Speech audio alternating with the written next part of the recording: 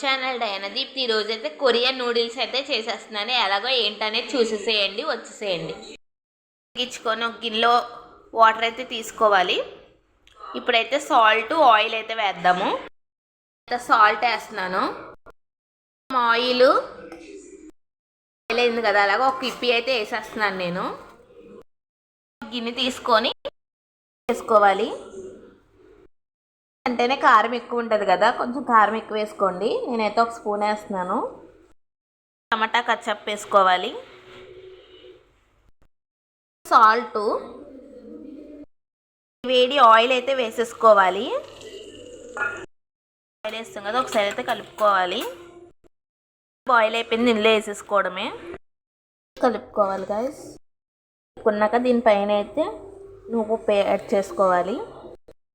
ఇప్పి అనేది రెడీ అయిపోయింది. టేస్ట్ చూసి ఎలా ఉందో చెప్పేస్తాను. అయితే మాటలు కూడా రావట్లేదు, అంత టేస్ట్ ఉంది. నిజంగా కొరియన్ టేస్ట్ అయితే వచ్చింది గైస్. మీరు కూడా ట్రై చేయండి. సూపర్ ఉంది. కొరియన్ డ్రామాస్ ఎవరైనా చూసినా, కొరియన్స్ వాళ్ళు, బీటీఎస్ వాళ్ళు ఇష్టం ఉన్న వాళ్ళు అయితే కంపల్సరీగా చేసుకుంటారు. అంత బాగుందన్నమాట టేస్ట్.